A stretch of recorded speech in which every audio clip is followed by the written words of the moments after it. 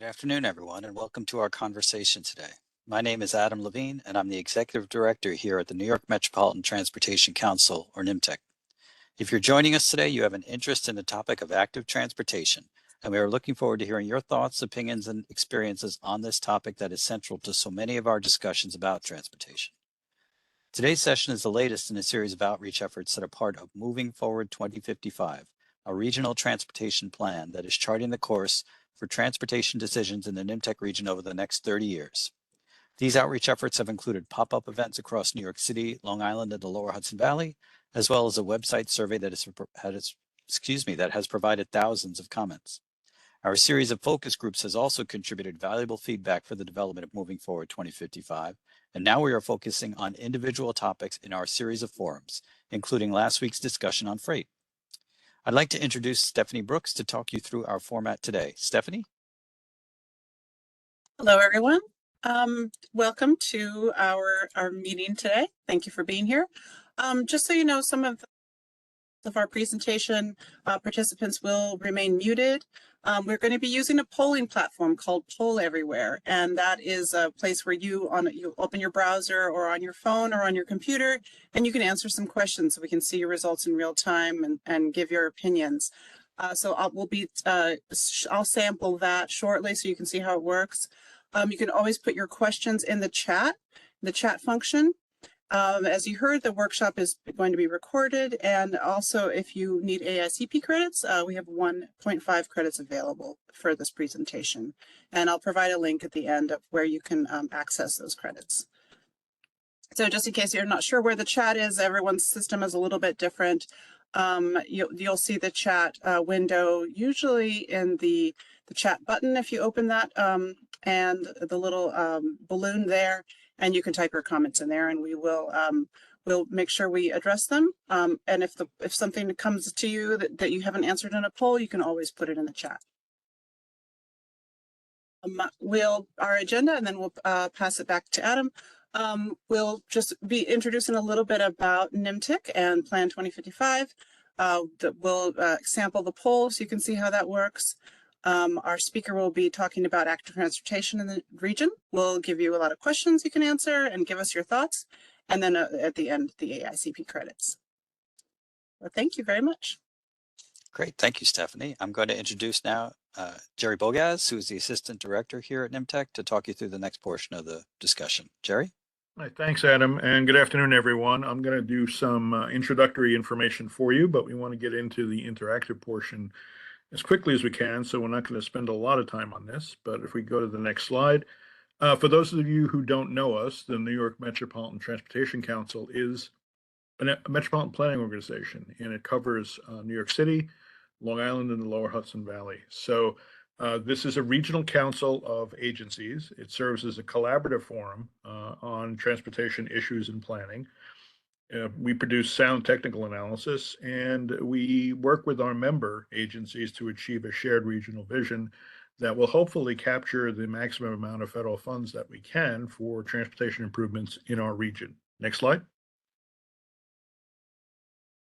As I said, we're a regional council, so we're made up of 16 member agencies, 9 of whom are voting members. On the left, you see the logos of the 5 suburban county executives who are members of the council. That would be Westchester, Rockland, and Putnam County in the Lower Hudson Valley, and Nassau and Suffolk County on Long Island. And then on the right, you see the 2 New York City representatives, the director of the city planning department and the city's commissioner of transportation. You see the state's commissioner of transportation and the chief executive officer of the MTA. Those are our 9 voting members. We also have 7 advisory members, including the Port Authority of New York and New Jersey, and the North Jersey Transportation Planning Authority, which is our sister MPO to the west on the other side of the Hudson River. Next slide. The region we cover, as I indicated earlier, is the 5 boroughs of New York City, 3 suburban counties to the north in the Hudson Valley, and then 2 to the east on Long Island. Next slide. So the regional transportation plan is a required element of the planning process. So This is a required product in order for our region to be eligible for federal transportation funds. We need to update the plan every 4 years, and what we're working on now is the current update, which will be adopted in the fall of 2025. These plans need to have a minimum 20-year planning horizon. As Adam indicated, ours is longer than that. It's going to be 30 years. And they are required to contain both long-range and short-range strategies, actions, and in some cases, actual projects. All projects and strategies considered for the financial plan must be shown to be within the resources we anticipate receiving in the long term. So there is that test of what's called fiscal constraint. Next slide. Our members have developed and proposed a draft framework for the plan as we're developing it. That includes, as you can see, these guiding principles. There are 9 of them. Considering the needs of all users, making the best use of federal resources, considering all transportation modes, planning for modal shifts, connections, accessibility, and operability, supporting multi-agency approaches, collaborating with other government entities, engaging the public and stakeholders, investing in collection and sharing of data, and open to innovation and technological advancements. So these are the principles that our members feel that the organization should be following as it does its long-range planning. And the next slide will show the 6 vision goals that they've identified and proposed for the next plan in areas such as safety and security, infrastructure, resiliency, congestion, land use, and transportation equity. Now, this framework is very important. It's actually the strategic framework for the plan. You can go ahead to the next slide. And we put these 2 things together, and we develop information around each of these goals. And that includes, as you can see, a description of the goal. Members propose objectives for achieving the goal. And then we go into an assessment of recent trends, current conditions, and existing initiatives. And then finally, in each of the goal modules, as we call them, there will be recommended strategies and actions and performance metrics. Next slide. Among the recommended strategies and actions, we'll include planning and research initiatives, data collection, forecasting, and performance assessment activities, planning process recommendations, and program recommendations. Next slide. And there will be recommended projects, programs, and studies, numerous in the new plan, and recommended improvements will fall into 2 distinct categories. Some will be programmed in that they are shown to be within the fiscal envelope that we're projecting for the long term.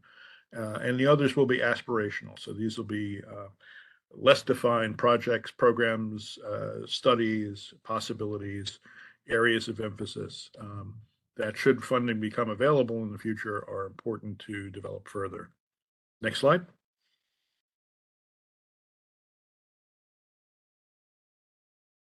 Now, there are several special plan elements that will be included with the plan based on the federal requirements for this plan. As you can see, first and foremost, we'll have a pedestrian and bicycle element, which we'll hear more about today. There will also be special elements on coordinated public transit, human services, transportation, a regional freight element. There'll be an environmental justice and Title VI assessment, and there'll be an environmental mitigation and new consultation section. So these are all required elements that will be added to the main plan document to meet all the federal requirements of this particular product. Next slide. So I'm going to turn it back to, goes back to you, Stephanie, right? To talk about Poll Everywhere and how we're going to collect your information. Thank you for your time today. Yep. Thank you all for being here again. So we're going to be using a platform called Poll Everywhere. I just put a link into the chat. Sometimes in WebEx, when you click a link, it says, do you want to leave this platform? You just click yes. You go into pollev.com/NYMTC. If you prefer to just type that in your browser, if you're on your phone, go right ahead, whatever browser you prefer to use. You will enter your name, click continue, and you'll be prompted with a variety of questions. So we're going to start off just to get to know the platform with a very simple question. You'll see coming up onto your screen, whatever platform you're using, a map that asks where you're participating from. Okay, we have someone from Westchester, so I see it right away. So you're getting a sense someone's in Lower Manhattan. So basically we're seeing if you are in the NYMTC region or if you're outside of the region. There's a little box on the lower right to locate yourself outside of the region. Great. So we're in Nassau, 2 folks from Rockland, a couple more from Manhattan. So now you're sort of getting a sense of how this works. You know, you'll see your results in real time. We'll be doing a number of different polls. Some will be word clouds, some will be various, I'm sorry. Oh, yeah, question about where to put a presenter name in. I don't think you should be able to go to pollev.com NYMTC and it will prompt you to enter a name. Depending on the platform you're using, I don't know where it will show up on your screen. But hopefully if you maybe refresh, it might show up fully. It should, it's live, it's definitely working. We see people putting in their information. So we've got another Suffolk, we've got Westchester, we've got Brooklyn.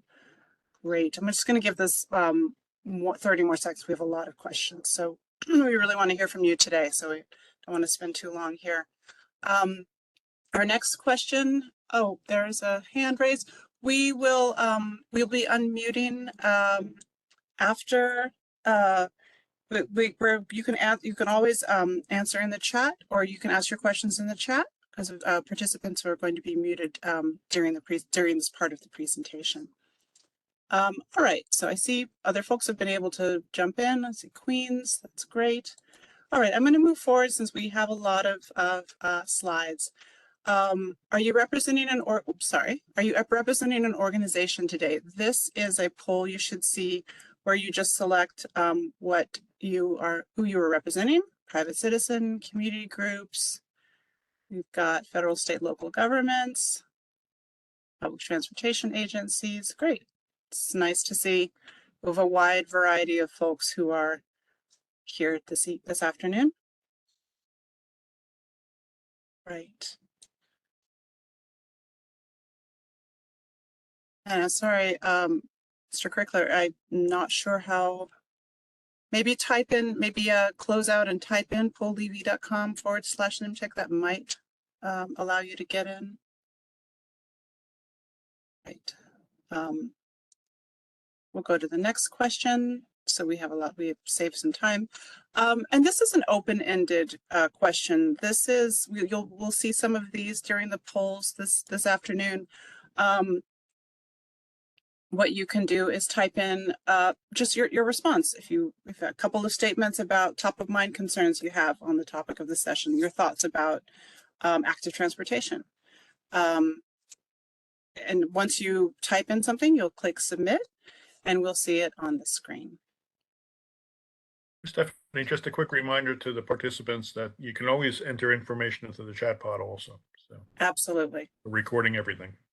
We are. This chat will be recorded, and if you just have trouble getting in, please just give your responses in the chat, and we'll also read them out as well. Great. So connectivity, bike lanes, buy-in by decision makers, convenience, safety. This is exactly the kind of feedback we're looking for. Great, thank you. Daylighting intersections. Pedestrian safety improvements, bike infrastructure, traffic calming, bike lanes.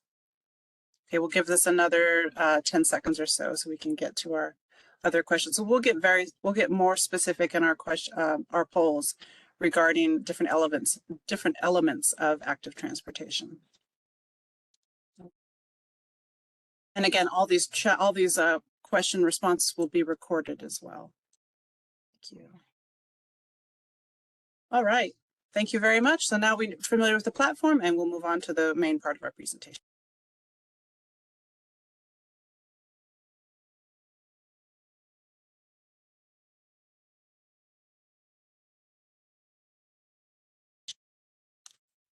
Just going to quickly introduce our presenter. We have Dan. Welcome, Dan. Thank you so much. You can introduce yourself for us.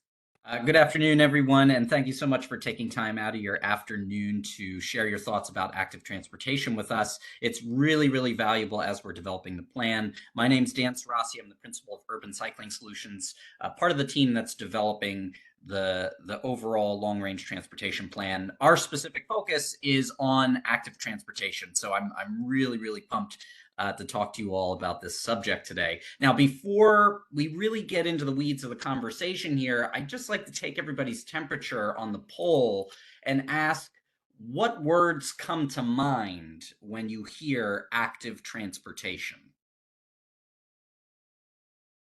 Let's see if we're all sort of aligned on what this means. Yep, there we go.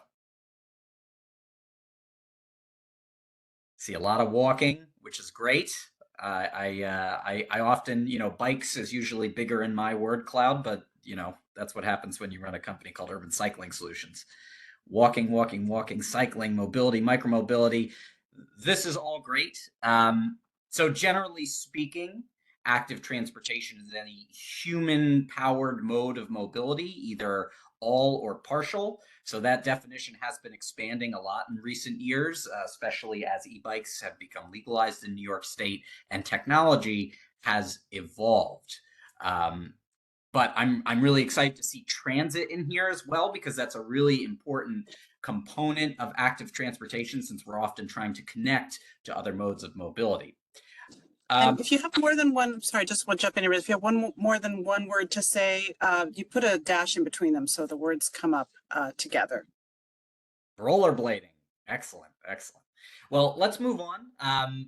So I'm glad we're all generally aligned on how we feel about active transportation and what it means. And this is important because Jerry mentioned this earlier, whereas the previous long-range transportation plan had this pedestrian and bicycle element, we're trying to take a more holistic approach for this planning process and think about it as a more inclusive active transportation plan. So it's not just about walking and biking, it's also thinking about emerging modes like micromobility, cargo bikes, e-bikes generally, personal e-bikes and scooters and so on. So this is really important and an important time to be talking about active transportation because of the multifaceted benefits to our region. Next slide, please.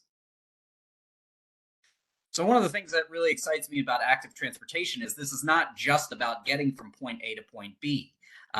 If we do active transportation well, there are a lot of benefits for our communities and the region as a whole. So starting with traffic safety, we have a serious problem here when it comes to traffic safety, particularly for bicycles and pedestrians and other vulnerable roadway users. And we're going to talk about that data a little bit further down in the presentation. But we know that active transportation infrastructure and complete streets as a concept helps everyone. It makes things safer for bicyclists and pedestrians, but also for drivers. So if we're proactive about promoting active transportation infrastructure, it's good for everybody using the street. In terms of climate mitigation, well, bicycling, walking, micromobility, these are either no or very, very low modes of mobility.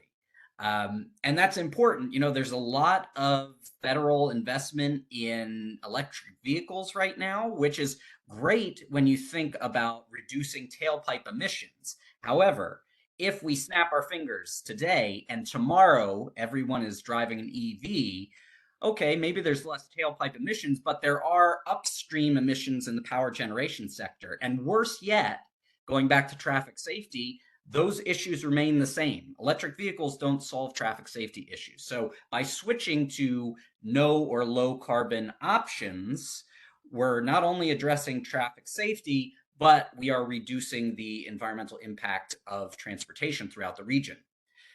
Active transportation gives people a lot more choices in terms of how they get to priority destinations, be it work, be it school, be it the grocery store. So it's no longer just a function of you have to have a car to get to any of these places. Now, if we do active transportation well, you could bike there, you could walk there. If it's a little bit farther, maybe you could bike to transit and then take transit the rest of the way where you need to go. In terms of economic development, if we do active transportation well, we are creating spaces where people want to set up businesses, people want to go shop and live life. So we know there's a lot of data out there that shows us that active transportation infrastructure is a boon for business that abut things like bike lanes. And then, of course, if we're promoting active transportation and we enable people to walk and bike to everyday destinations, that in turn promotes a healthier lifestyle and gets us moving rather than sitting in cars. So again, active transportation comes with all of these different benefits. Next slide, please. Now, when we zoom into our region specifically, there's a lot of exciting opportunities to think about when it comes to active transportation. First and foremost, since the pandemic, we know that bicycle ridership has been on the rise. In addition, there has never been more federal funding on the table for active transportation and complete street projects out there. So we're seeing increased ridership. There's a lot more money. There's other initiatives like congestion pricing. Love it or hate it, it's going to have a dramatic impact on regional transportation patterns within the city. Maybe it means now instead of driving into Manhattan, you consider whether biking and walking makes sense. Or if you're farther out in one of the non-New York City counties, maybe instead of driving into the city, now you're thinking, I want to take transit. And instead of driving to what might now be an overcrowded parking lot, maybe I want to bike. Maybe that makes sense for me. So this will have far-reaching impacts that active transportation will play a big role in. E-bikes were legalized in New York State in 2020, and this means different things in New York City than it does outside. But we really need to start thinking about how these are regulated at the local level. There are a ton of local initiatives as well. There's planning studies happening all over the place. There's DRI initiatives. There's small complete street pilots happening. Lots of exciting stuff. And at the state level, right now, my team and I are actually part of the development of New York State DOT's statewide active transportation plan, which is happening right now, and the state's complete street law, which was signed last year, provides increased funding for local projects that include complete street and active transportation principles. So there's a lot of really exciting things happening as it relates to active transportation in our region. So having said that, let's talk about this. So tell me, where's your favorite place to walk or bike or scoot or rollerblade in your community? And this could be a specific trail, or it could be big picture. I like to bike to school, or whatever comes to mind.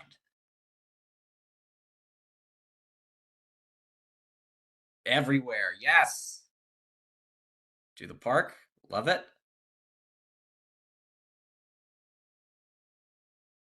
Biking around the neighborhood. All right, we're looking at some protected off-road infrastructure there. That makes sense. Anywhere, walking trails. To the gym.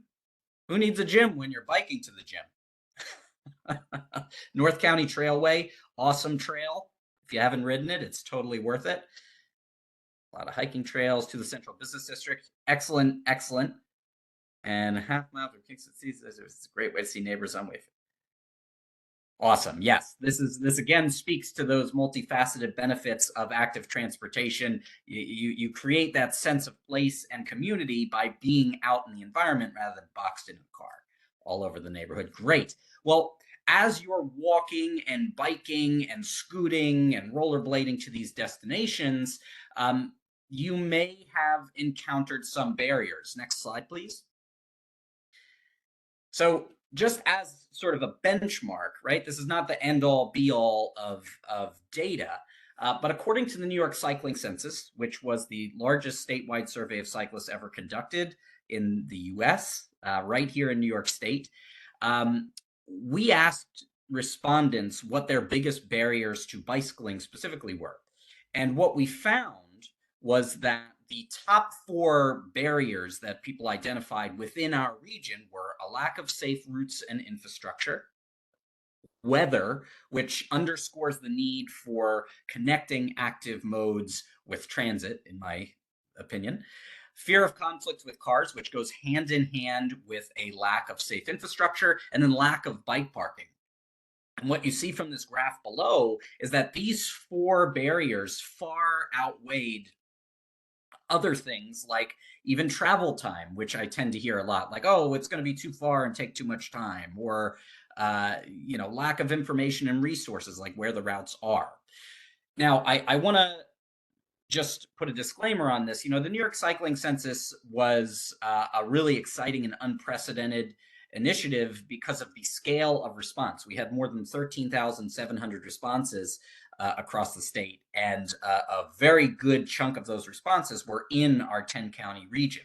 That said, this is a non-representative data set. So take these results with a grain of salt. I think it does give us some anecdotal insight into what those issues are. Now, sticking with some cycling census insights, next slide, please. We also asked respondents to rate different types of programs and infrastructure on a scale of 1 to 5. And generally speaking, we did not see very high scores, which I think is telling. But when you separate out New York City from the non-New York City counties, you see some interesting trends. Within the city, the highest ranked infrastructure were bike lanes, or on-street infrastructure as we might interpret it, and the bike share system. Whereas outside of the city, trails were ranked the highest by far in terms of the types of infrastructure people could rank. And one could interpret this as, within the city, building out a really robust on-street network of infrastructure and expanding the bike share program is an important focus, whereas outside the city, there's a high interest in off-road infrastructure. Now, again, I just want to stress this. New York Cycling Census, non-representative data set, but I think it gives us some interesting insight and helps us make a few inferences as we start to prioritize how we plan for active transportation. Next slide, please. Now, if we dig into some data that we do have, looking specifically at traffic safety, we have a pretty big crisis in the 10-county region here. In fact, from 2019 and even before that to present, we find that our 6 of our counties have sort of traded spots for the top 6 counties in New York State for the number of people killed or seriously injured on foot and on bicycle. So you might say, like, wait a second, these are the most populous counties in the state, which is true, and the population density is higher.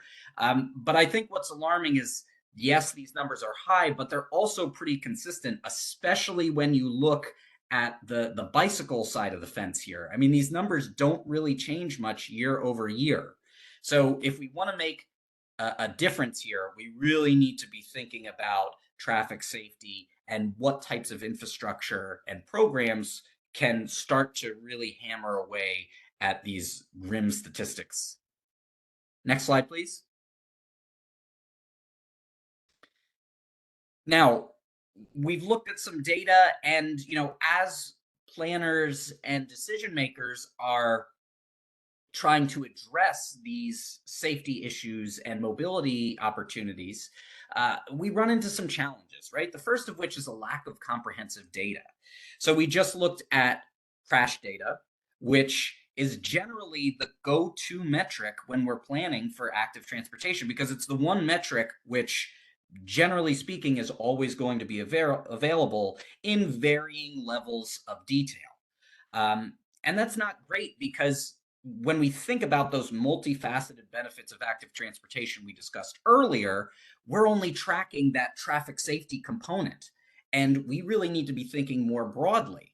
An example of this, we really don't have much of any data on bicycle and pedestrian volumes right? So there are places in New York City where they do screen line counts on a fairly regular basis. So we know, for example, how many bicyclists are using the East River bridges. But outside of New York City, we really, that data doesn't exist outside of isolated studies. So one of the things we're going to talk about later is how we start to build out those key performance indicators and what data systems we need to put in place to better track those goals. Network connectivity, it's really difficult as you get outside of New York City to ensure consistency between a bike lane or a trail when it crosses multiple jurisdictions. So how do we connect those dots, and who do we need to talk to? How do we collaborate?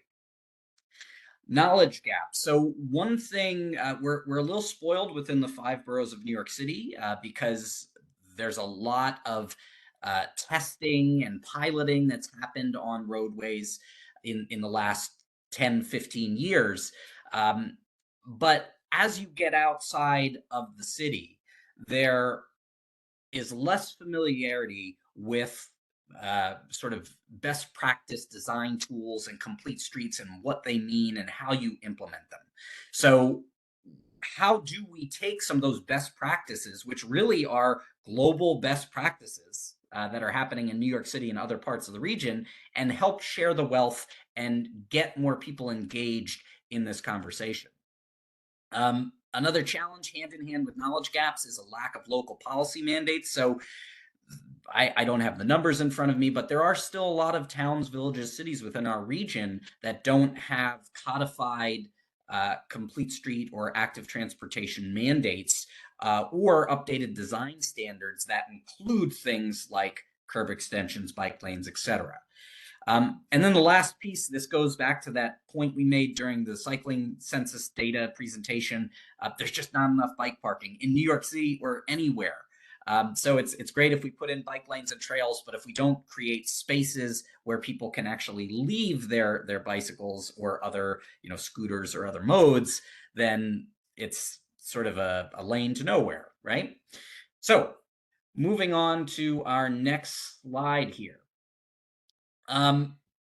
With this sort of revised approach, thinking about a more holistic active transportation plan, we're thinking about this. We've developed this proposed framework that looks at 5 different elements, which we're going to go through and talk about one at a time, including significant infrastructure projects, complete streets and transit connectivity, micromobility, regional performance management, which I promise is going to be really exciting, and then policy and program development.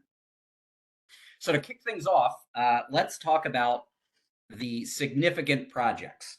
So when we think about a regional active transportation system, this has to have a spine, right? We need to create a network of longitudinal active transportation infrastructure. And these are things like the Empire State Trail.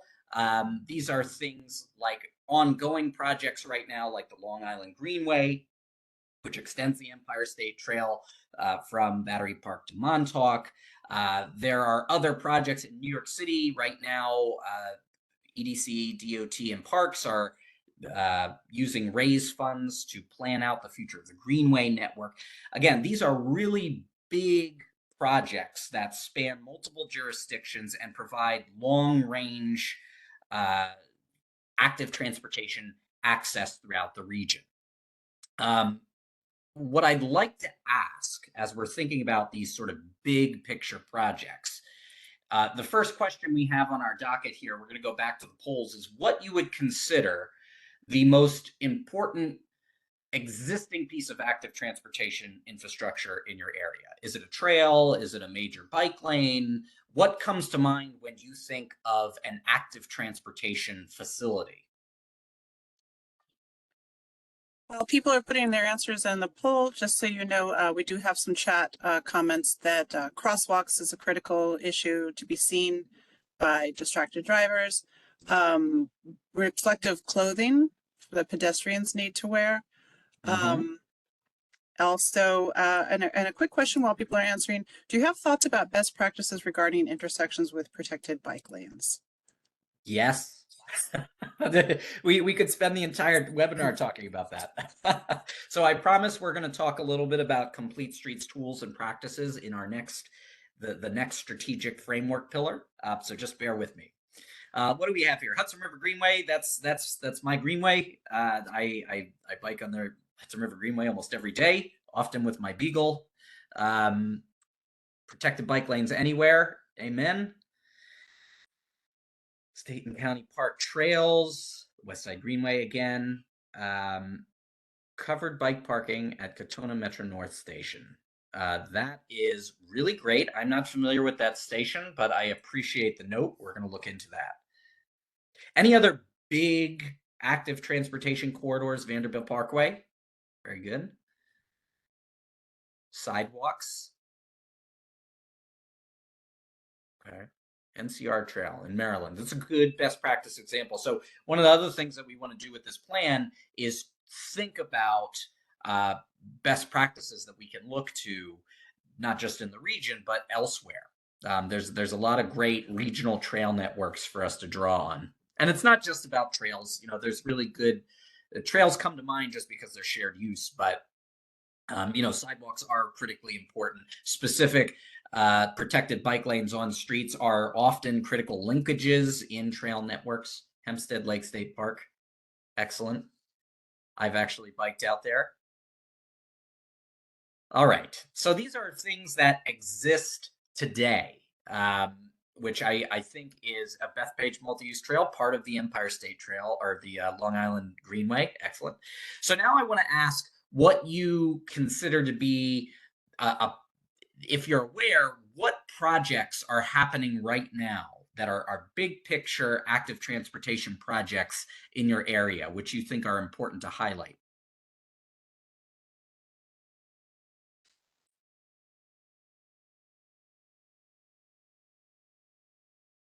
All right, Long Island Greenway. Thank you. I actually, I was the lead planner on the original feasibility study and the phase 1 feasibility study, and the Long Island Greenway is close to my heart. Finishing the Greenway around Manhattan, absolutely. Route 117 in Bedford Hills. Okay, we will look into that. Oh, yes, Atlantic Avenue, making that more bike ped friendly. 100% agree. Patapsco Regional Greenway, Casena Way, Queen. Yes. Queensway is a really excellent project, which actually just won I think it was a RAISE grant, unless it was an RCN grant. East River Greenway, yes. Very good.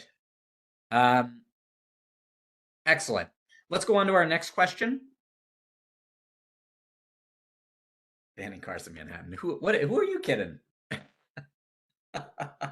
All right. So for our next question, where do you see the greatest need for active transportation infrastructure in the region? And I ask that you be as specific as possible. And again, what are we thinking about here? We're thinking about big picture projects that can be part of a regional active transportation network.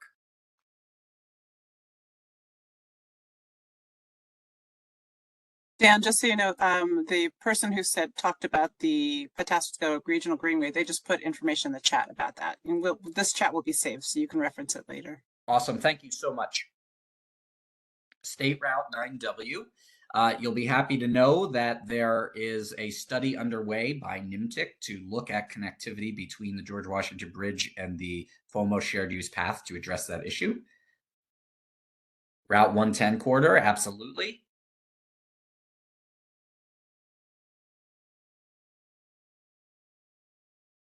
Long Island Railroad stations, for sure. We want to think about bicycle and pedestrian access to transit.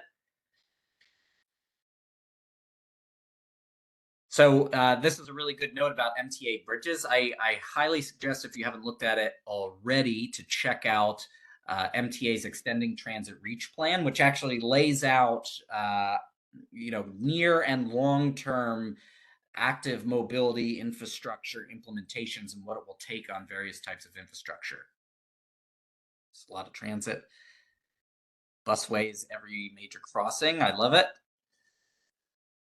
Great.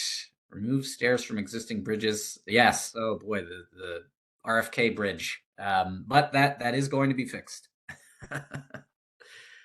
without boxes on Amtrak.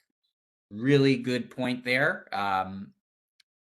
Move stairs from existing. Okay, great. Well, why don't we move along here? These are really, really great suggestions and feedback, but I want to keep us rolling. So the second proposed pillar in our framework is complete streets and transit connectivity. Now, what we're trying to get at here, whereas before we were talking about big sort of spinal essential pieces of a regional network, these are what we're focused on here are more locally scaled projects and the implementation of complete streets at the local level.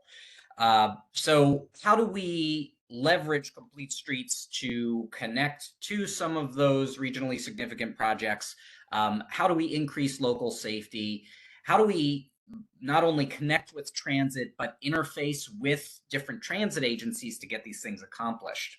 Now, if you're not familiar with the term complete streets, this is a roadway design approach that basically a complete street or complete streets are designed to enable safe use for all modes and all users of all ages and abilities.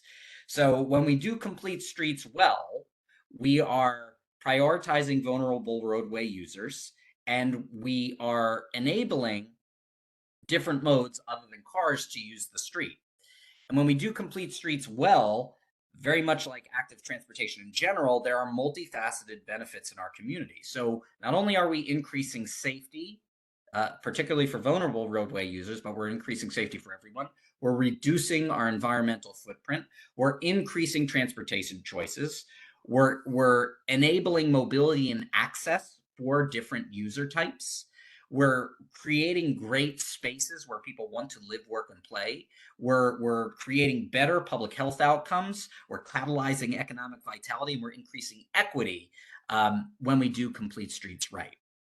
Now, complete streets, I want to stress that complete streets is not about putting bike lanes or curb extensions or crosswalks everywhere, right? Complete streets is a much more nuanced approach, right? We need to think big picture about our goals that we have for our streets, because streets are conventionally just seen as car thoroughfares, whereas they can be a lot more than that. They can be multimodal corridors, they can be economic development catalysts, they can be many different things. What are our goals with our streets? And how do we view our streets as public spaces? And then what is the highest and best use of those public spaces?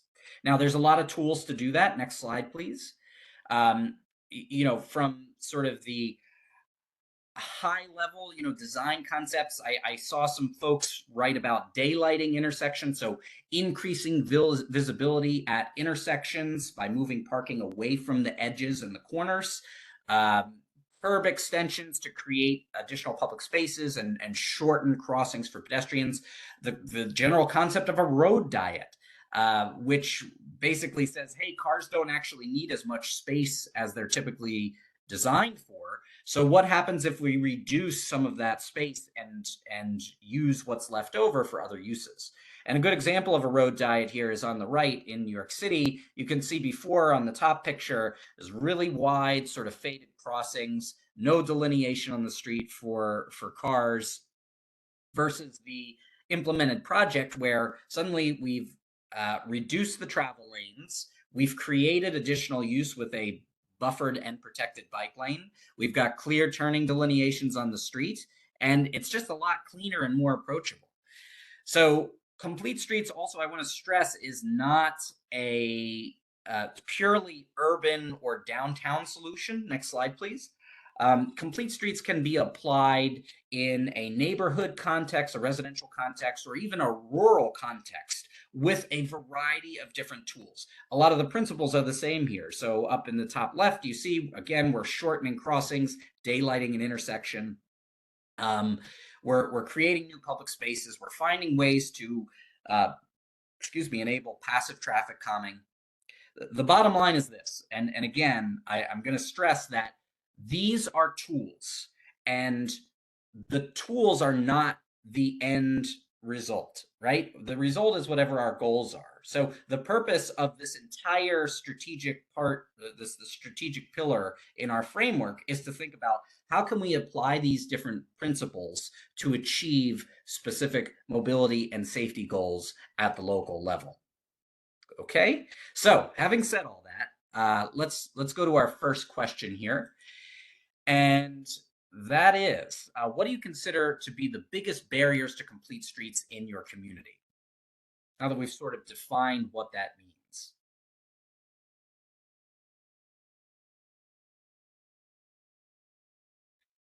I don't want to call this too soon. This isn't like a horse race, so I'm just. It seems like lack of political will is in the lead, though.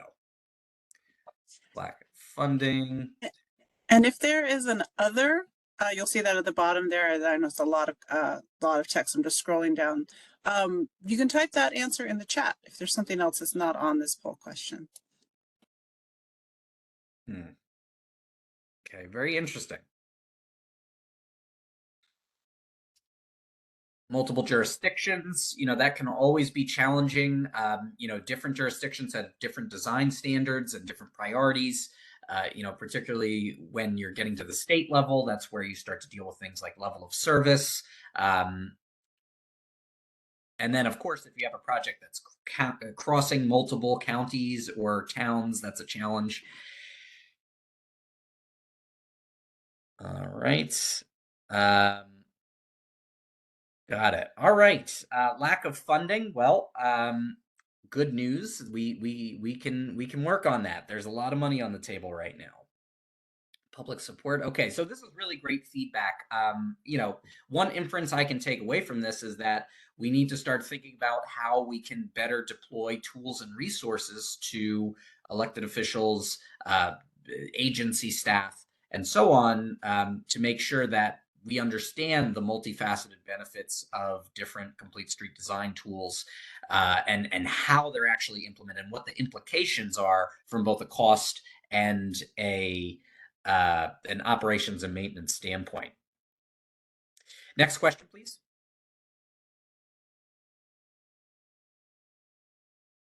So how accessible do you consider your nearest transit stop or station on bike or on foot?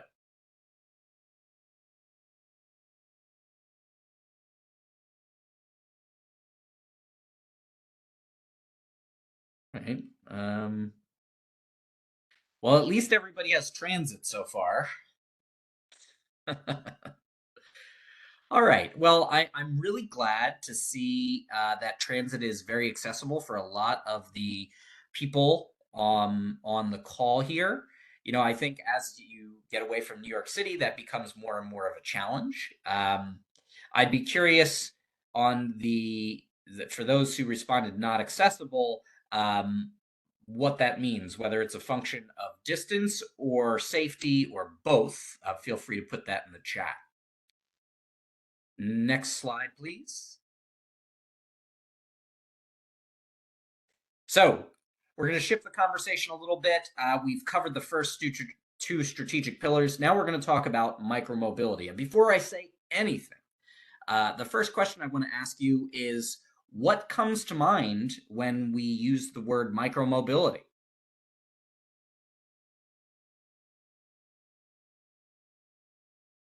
Again, this is a word cloud. So if you have more than one word, just put a little dash in between the words, and like e-bike, for example. There you go. Thank you. Bikes, e-bikes, e-scooters. Oh, and Dan, and when your question about what made transit not accessible in our previous poll, one respondent said not accessible, meaning rail and subway, it's too far away. That was their definition of not accessible. Got it. Good to know.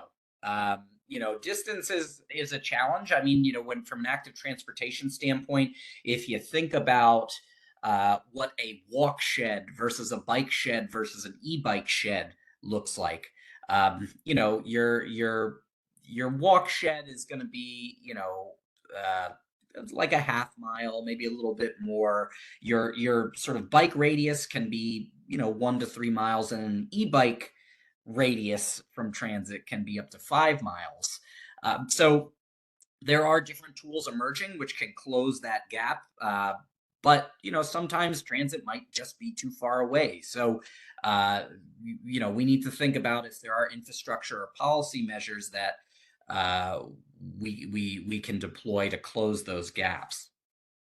All right, so segue. Holy moly! Okay, I have not seen one of those in a while, but this is great. So generally, I think we're all sort of in agreement here.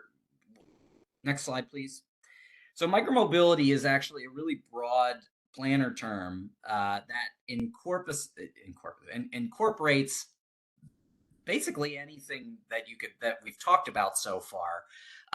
But generally speaking, when we talk about micromobility, we're thinking about shared bikes and scooters. We're talking about electric bikes, electric scooters, cargo bikes, and so on. Just that's kind of the front running definition in the public consciousness, even though micromobility is pretty all encompassing. Next slide. So when we think about micromobility in our region, we saw from the cycling census data that bike share is actually ranked very highly within the city of New York. And we know that city bike ridership has been consistently growing for years, and the system has expanded significantly from its original map. Certainly not as much as some would like. Hopefully one day we will see a citywide bike share system. But also exciting in our region is that there are additional modes emerging. So it's not just bike share anymore. We're seeing e-bikes integrated into City Bike. We're seeing the scooter pilot in the Bronx. There's accessible vehicles out there that are emerging. So there's a lot of new stuff happening. And I will tell you this, having worked in the micromobility space, the technology is evolving week to week. So there's a lot of exciting things to look forward to. And it's not just the elephant in the room City Bike, or even the pilot, the scooter pilot. There are other systems emerging throughout the region. Next slide, please. And one of our goals with this part of the strategic framework is to get a sense of where those systems are. There's no map currently of micromobility systems throughout the region. So we want to get an understanding of where those are.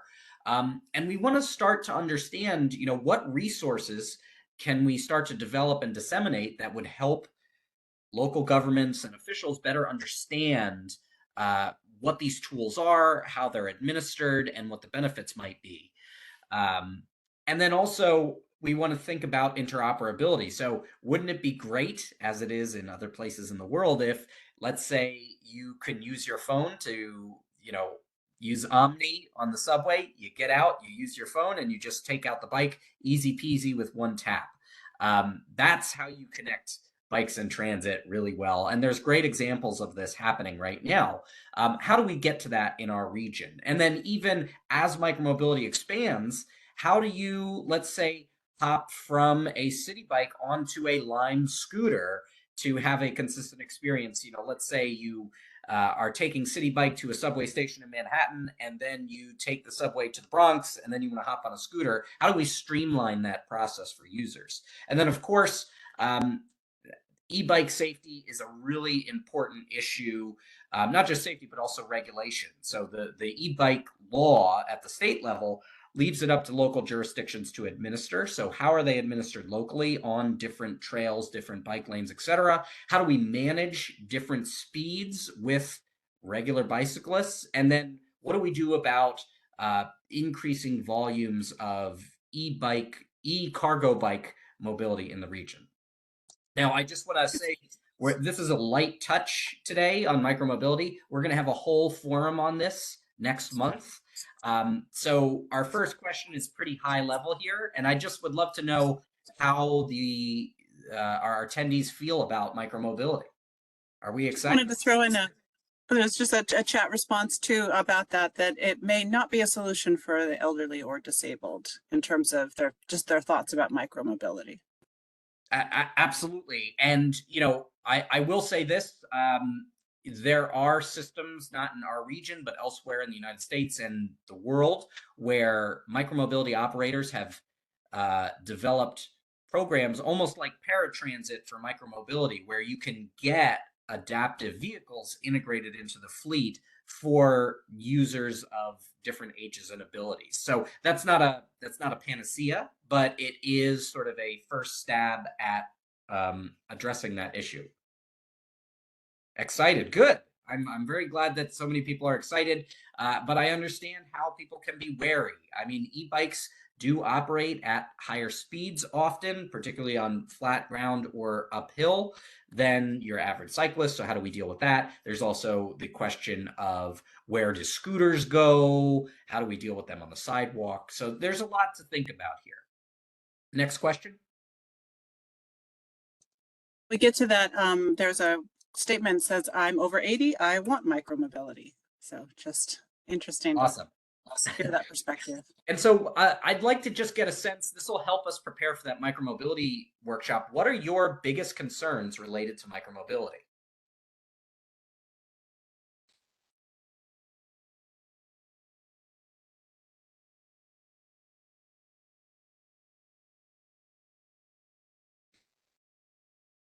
Boy, nobody's concerned.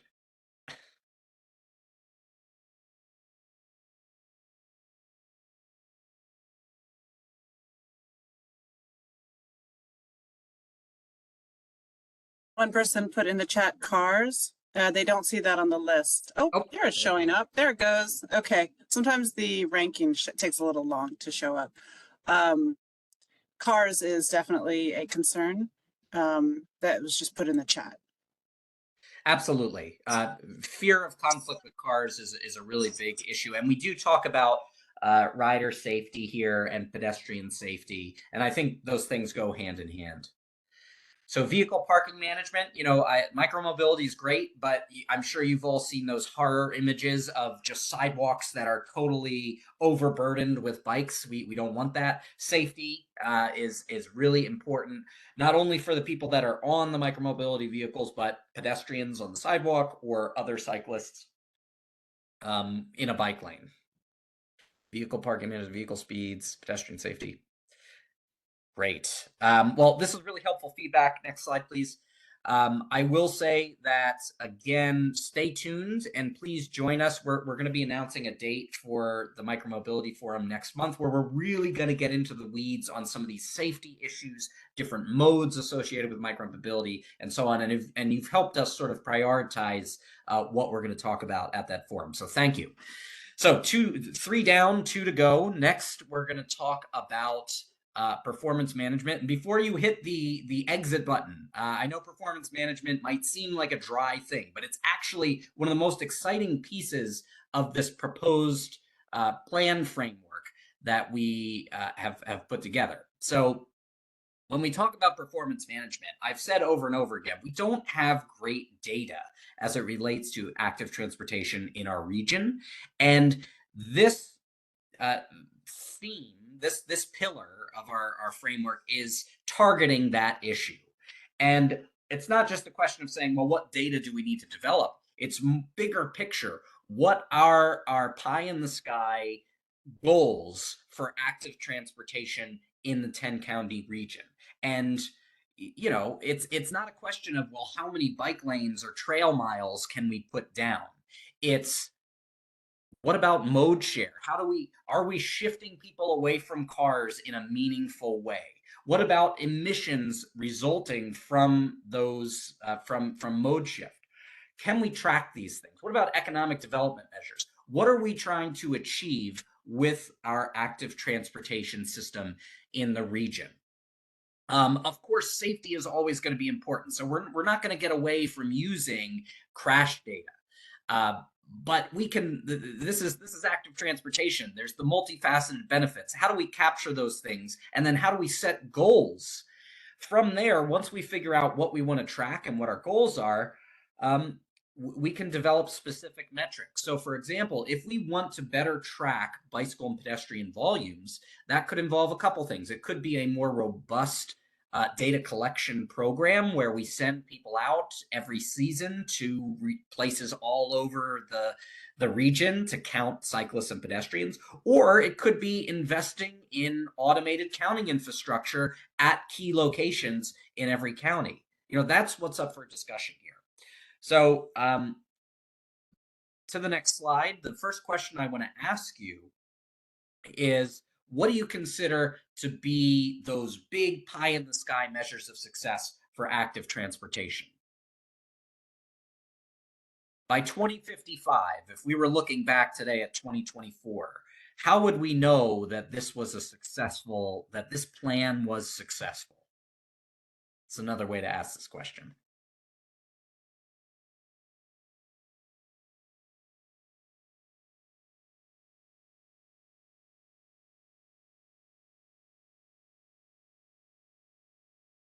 Any ideas? Don't be afraid to think big here.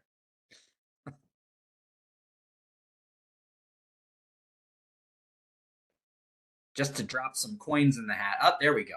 So a vision zero throughout the region. And this next one goes hand in hand with that. I think mode share is really important. Micromobility use. And again, that ties in with mode share. Volumes, daylight intersections. Now, I do want to say that's really important, and I do think that we need to track measures of progress throughout the process, but there is a distinction between a measure of progress, like mileage of bike lanes and number of intersections daylit, versus sort of pie in the sky success measures, like mode share, like you know, let's say economic activity adjacent to active transportation projects, you know, big pie in the sky things like that. Over 50% active transportation commute. Amen. Let's do it. Now, in fairness, I should say that will be a challenge to achieve, considering that, you know, even Amsterdam's only at like 33%. Very good. Next slide, please. Let's move on to our next question. All right. So as we're thinking about how we plan for active transportation, what do we feel are the most helpful data points in making a cohesive argument for active transportation?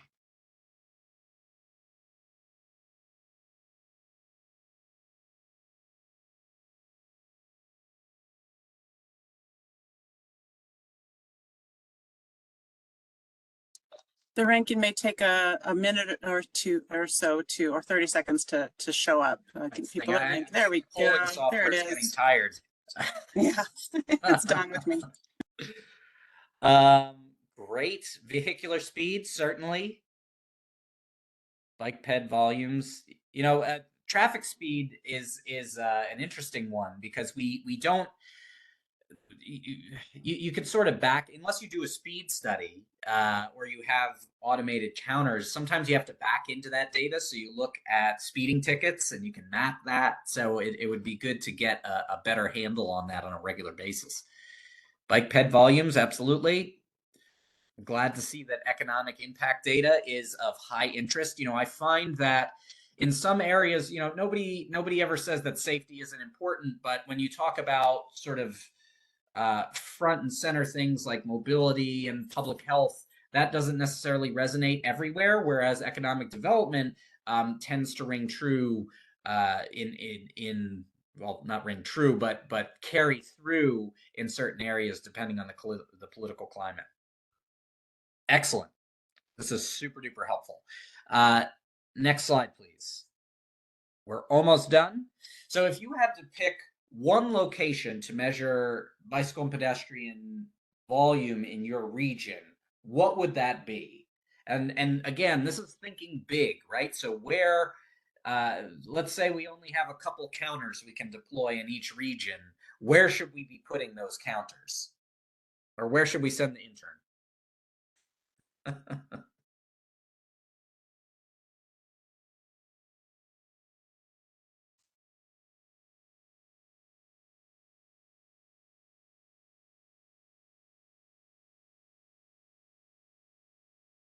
Come on, poll everywhere. You can do it. All right, train stations. Excellent point.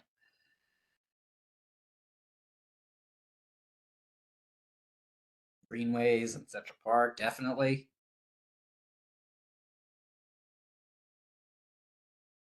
Hopkins School of Public Health. That is a good note.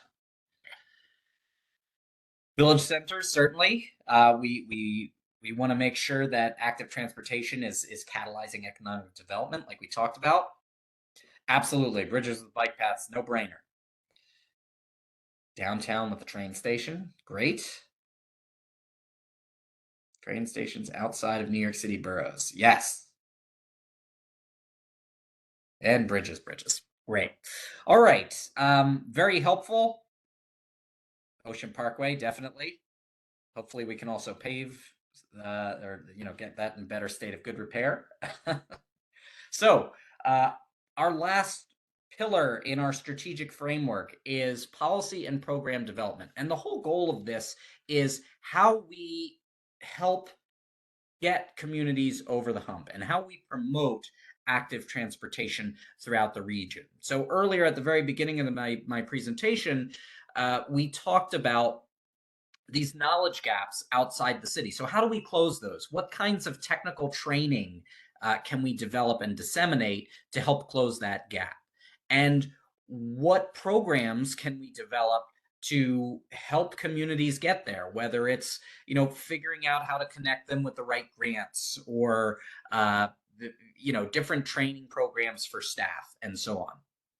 And then how do we facilitate collaboration? So one of the big challenges that we saw in the polling earlier and that I've talked about is that it's really difficult to create a bike path across multiple jurisdictions. But from a user perspective, the bike lane shouldn't just end at the town line, right? It should continue so that you can get from point A to point B in a consistent fashion. So how do we facilitate that interjurisdictional collaboration? And then how do we work specifically with transit agencies to optimize first and last mile connections to transit? So we have a couple questions to close things out here. The first question on this front is whether or not your community has adopted a complete street resolution or policy.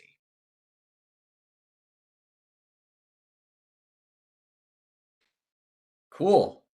Unsure, that's okay. I would say that if you are unsure, that might be a sign that the process, wasn't very robust. I can't say for sure. I'm just saying it's interesting when people are unsure whether or not they have this policy on the books. All right, good. I'm glad to see that we have a lot of people or a lot of communities out there with complete street policies or resolutions.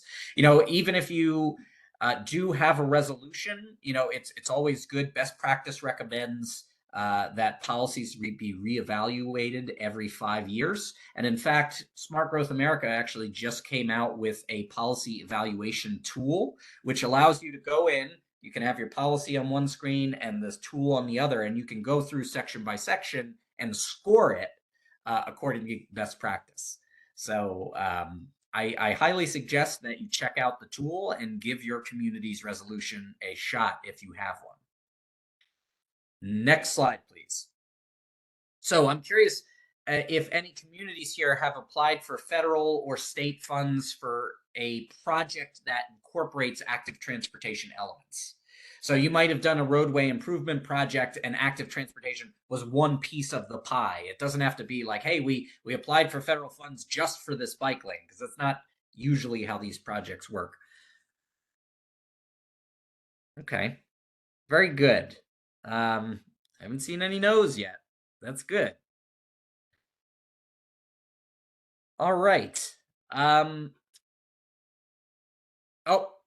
Oh no. All right. Well, look, I'm gonna send all of these knows the matrix of federal funding programs that are out there right now. And we're gonna get applying. Last question. So we've talked a lot today. Well, I've talked a lot today, and I'm ready to stop. But before I do, I'd love to know what resources would be most helpful to advance active transportation in your community.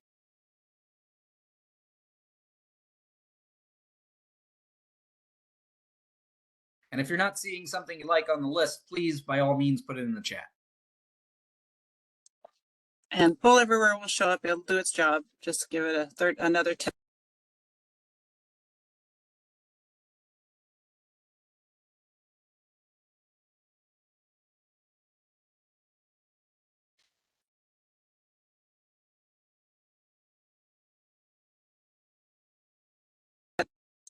There it goes. Interagency work groups, great. Subsidies, very good. Grant assistance. You know, federal grants are really complicated. I've written a lot of them, and you know, it's a project. It takes time. It takes data analysis to do it right. We have a response in the chat under an other. New York City DOT is understaffed and underfunded.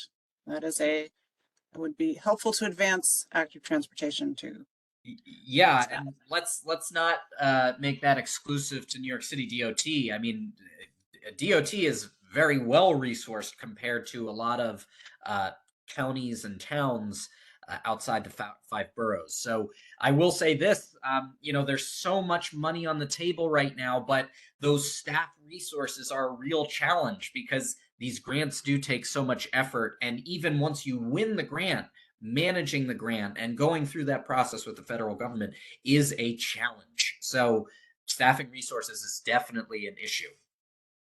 Thank you for that. But subsidies for local projects on and around transit, I love that. My favorite example of that is actually up in the capital region, where the MPO in that region worked with CDTA, the transit agency. The transit agency funded the purchase of bike racks, and then the MPO sort of managed a program where municipalities could apply for, you know, priority locations to put those bike racks. Simple, effective, and they spread a ton of bike racks all over the capital region. That's just an example, though. Very good work groups. So, having said that, I want to thank you all again for providing such great feedback. This is going to be super helpful for our plan. I'm going to turn it back over to Adam to close us out for the day. But thank you once again. Thank you, Dan.